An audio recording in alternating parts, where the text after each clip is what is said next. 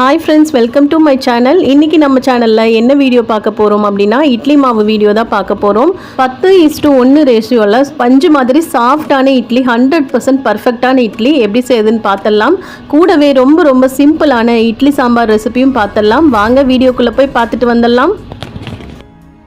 First இட்லிக்காக மாவு அரைச்சுக்கலாம். இந்த டம்ளர்ல தான் நான் வந்து அரிசி எல்லாம் அளவெடுக்க போறேன். இந்த டம்ளர்ல ஃபர்ஸ்ட் 8 டம்ளர் அளவுல ரேஷன் புழுங்கல் அரிசி எடுத்துக்கலாம். நான் இந்த மாதிரி நீட் அரிசி தான் எடுத்திருக்கேன். நீட் அரிசி, குண்டு அரிசி எது வேணாலும் எடுத்துக்கலாம். இப்போ 3வது டம்ளர் அரிசி போட்டுட்டு இருக்கேன். 4 5 6 7 8 டம்ளர். கடைசியாக வந்து இது 8வது டம்ளர். 8 டம்ளர் புழுங்கல் அரிசி எடுத்திருக்கேன். ரேஷன் புழுங்கல் அரிசி பாருங்கள், இந்த மாதிரி அரிசி தான் நான் எடுத்திருக்கேன்.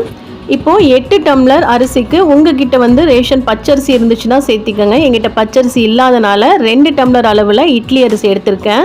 இட்லி அரிசி இந்த மாதிரி நல்ல குண்டா நல்ல வெள்ளையாக இருக்கும்.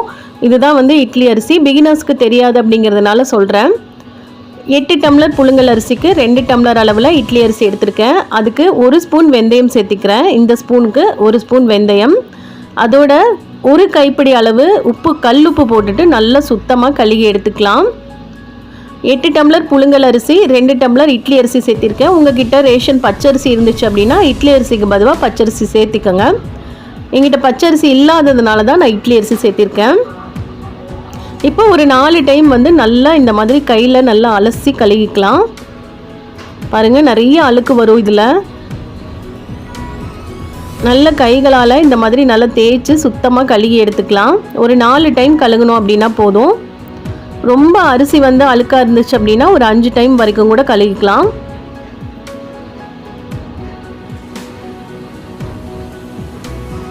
இந்த மாதிரி உப்பு போட்டு கழுகுறதுனால ஸ்மெல்லோ அல்லது பழுப்பு நிறமோ வரவே வராது. மாவு நல்லா ஃப்ரெஷ்ஷாக நல்ல வெள்ளை கலரில் இருக்கும்.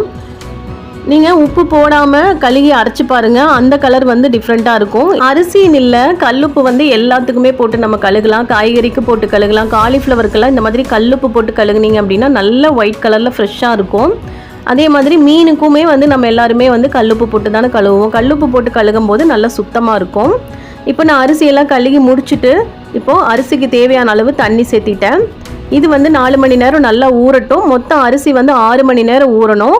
இது 4 மணி நேரம் ஊறின கேப்பில் தான் உளுந்து பருப்பில் நம்ம தண்ணி சேர்த்திக்க போகிறோம். இப்போ உளுந்து பருப்போட அளவுகளை எடுத்துக்கலாம். இந்த டம்ளரால் அரிசி எல்லாம் அளவு எடுத்ததுனால இதே டம்ளரால் தான் உளுந்து பருப்பும் அளவெடுக்க போகிறேன். இது ஃபுல்லாக 1 டம்ளர் எடுத்துக்கிறேன் உளுந்து பருப்பு. நம்ம அரிசியெல்லாம் வந்து ஃபுல்லாக எடுத்தோம் இல்லையா, அதனால உளுந்து பருப்புமே வந்து ஃபுல்லாக தான் எடுக்கணும். நல்லா தலை தட்டாமல் 1 டம்ளர் ஃபுல்லாக நிறச்சி உளுந்து பருப்பு வந்து நான் எடுத்திருக்கேன். குண்டு உளுந்து தான் எடுத்திருக்கேன். பாருங்கள் எப்படி நல்லா டம்ளர் ஃபுல்லாக எடுத்திருக்கேன் பாருங்கள். இப்படி தட்டும் போது சுற்றியுமே பாத்திரத்தில் நிறைய இந்த மாதிரி உளுந்து பருப்பு இருக்கணும். இப்போது 4 மணி நேரம் ஊறினதுக்கப்புறம் தான் உளுந்து பருப்பை கழுகி தண்ணி சேர்த்திக்க போகிறேன். உளுந்து பருப்பு 1லேருந்து 2 மணி நேரம் வரைக்கும் ஊறினாலே போதும். மூடி போட்டு மூடி வச்சாச்சு. இப்போது 4 மணி நேரம் அரிசி ஊறினதுக்கப்புறம் ஓப்பன் பண்ணி காமிச்சிட்ருக்கேன்.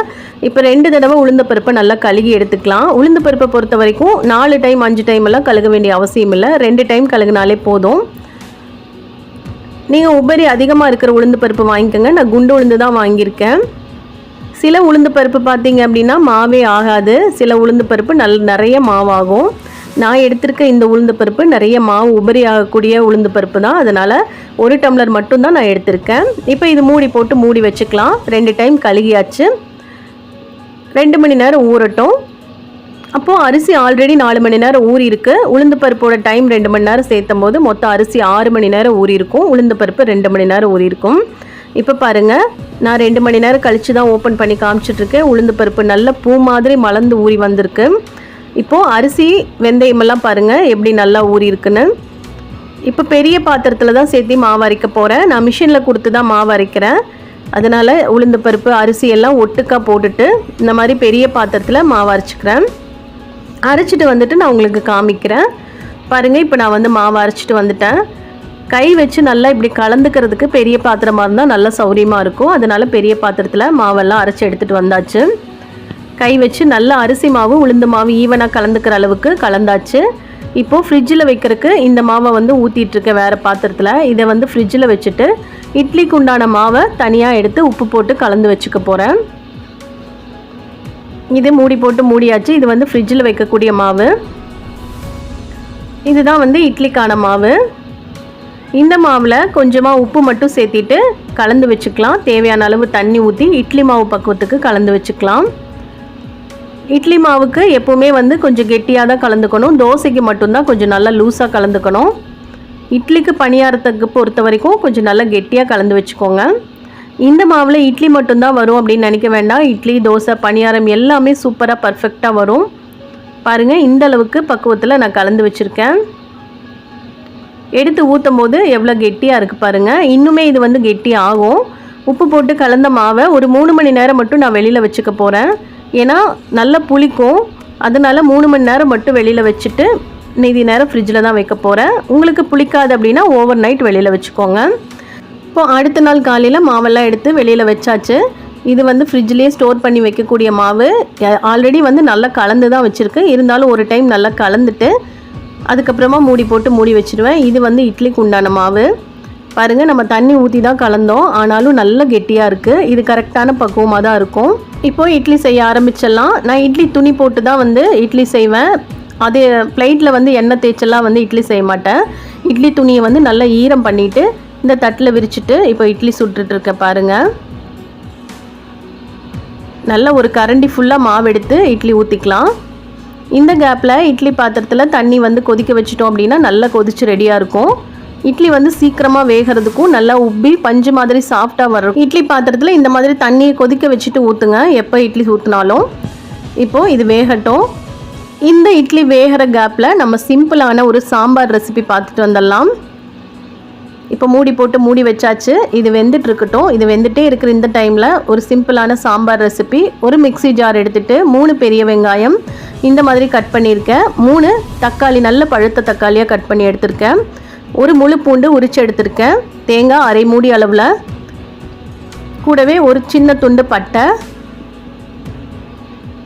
அடுத்ததாக 1 ஸ்பூன் ஃபுல்லாக சோம்பு எடுத்திருக்கேன். 1.5 டேபிள் ஸ்பூனுக்கு மிளகாத்தூள், கூடவே கொஞ்சமாக மஞ்சள் தூள். இதெல்லாம் சேர்த்து நல்ல ஒரு பேஸ்ட்டாக அரைச்சி எடுத்துகிட்டு வந்துடலாம். இந்த அளவுக்கு நான் அரைச்சி எடுத்துகிட்டு வந்துட்டேன். இதை தாளிக்க ஸ்டார்ட் பண்ணிடலாம். ஒரு பாத்திரத்தை அடுப்பில் வச்சுட்டு 3 டேபிள் ஸ்பூன் அளவில் எண்ணெய் ஊற்றிக்கோங்க. எண்ணெய் சூடானதும் அரை டீஸ்பூன் அளவில் கடுகு சேர்த்திக்கலாம். கடுகு நல்லா பொரிஞ்சதுக்கப்புறம் ஒரு 2 பெரிய வெங்காயத்தை இந்த அளவுக்கு நான் கட் பண்ணி எடுத்திருக்கேன். அதையும் சேர்த்து நல்லா வதக்கிக்கலாம். கூடவே 2 முழு பச்சை மிளகாய் சேர்த்து இந்த மாதிரி நல்லா ஃப்ரை பண்ணிக்கலாம். அரைச்ச இந்த பேஸ்ட்டையும் சேர்த்திக்கலாம். ரொம்ப சிம்பிளான சாம்பார் ரெசிபி இது. தேவையான அளவு தண்ணி, உங்கள் குழம்பு பக்குவத்துக்கு எவ்வளோ தேவையோ தண்ணி அந்த அளவுக்கு சேர்த்திக்கங்க. கூடவே கொஞ்சம் உப்பு சேர்த்திட்டு நல்லா கொதிச்சா இப்போ சாம்பார் ரெடி. நல்ல பச்சை கருவேப்பிலையும் ஒரு கைப்பிடி அளவு நல்ல ஃப்ரெஷ்ஷான மல்லி இலையும் போட்டு இறக்கிடுங்க. நல்லா கொதிச்சதுக்கப்புறம் சூப்பராக கமகமன் வாசத்தோட சிம்பிளான ஒரு சாம்பார் ரெடி ஆயிடுச்சு. இந்த கேப்பில் இட்லியும் வெந்துருச்சு. இட்லி பாருங்கள் நல்லா உப்பி வெடித்து துணியில் கொஞ்சம் கூட ஒட்டாமல் பஞ்சு மாதிரி சாஃப்டாக இட்லி ரெடியாக இருக்குது. கண்டிப்பாக நீங்கள் ட்ரை பண்ணி பாருங்கள். எந்த விதமான சொதப்பலும் இல்லாமல் பர்ஃபெக்டான இட்லி கிடைக்கும். இப்போ லைட்டாக தண்ணி தெளிச்சிட்டு இப்போ இட்லி எடுத்துடலாம். தண்ணியே தெளிக்க வேண்டியதில்லை, துணியில் ஒட்டவே ஒட்டாது. அந்தளவுக்கு ஒரு பர்ஃபெக்டான இட்லி. இருந்தாலும் நான் லைட்டாக தண்ணி தெளிச்சிருக்கேன். பாருங்கள், நான் இப்போ இட்லி வந்து போட்டு காமிக்கிறேன். கையில் எடுத்து பிச்சும் காமிக்கிறேன் பாருங்கள். நல்லா இந்த ப்ரெட்டு பன்னெல்லாம் இருக்கும் இல்லையா, அதே மாதிரி நல்லா சாஃப்டாக வந்திருக்கு. நல்லா சாஃப்டாக ஃப்ளஃபியாக வந்திருக்கு பாருங்கள். நான் எதுவுமே கலக்கலை. சோடா உப்போ அல்லது மற்றது எதுவுமே நான் கலந்துக்காம தான் வெறும் உப்பு மட்டும் போட்டு தான் சுட்டிருக்கேன்.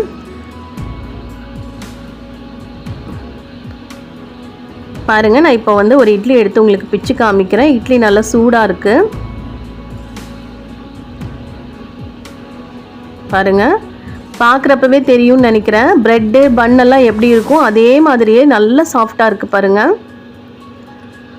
இட்லி 4 இட்லி சேர்த்து சாப்பிட்லாம். அந்தளவுக்கு 100% பர்ஃபெக்டான இட்லி கிடச்சிருக்கு. இதே மாதிரி மெஷர்மெண்ட்டோட இதே அளவுகளோடு செஞ்சு பாருங்கள். சூப்பராக இட்லி வந்திருக்கு. பாருங்கள் எவ்வளோ பஞ்சு மாதிரி சாஃப்டாக இருக்குன்னு. இந்த இட்லி கூட சாம்பார் சட்னி எல்லாம் சேர்த்து சாப்பிடும்போது ரொம்ப ரொம்ப டேஸ்ட்டாக இருக்கும். இப்போ நாம் செஞ்ச சாம்பாரும் இந்த இட்லியும் சேர்த்து சாப்பிட்லாம். ரொம்ப சூப்பர் டேஸ்ட்டாக இருக்குங்க. கண்டிப்பாக ட்ரை பண்ணி பாருங்கள். நல்ல பஞ்சு மாதிரி சாஃப்டான இட்லியும் சிம்பிளான சாம்பார் ரெசிபியும் பார்த்தோம். வீடியோ பிடிச்சிருந்தா லைக் பண்ணுங்கள், சப்ஸ்கிரைப் பண்ணுங்கள். தேங்க்யூ.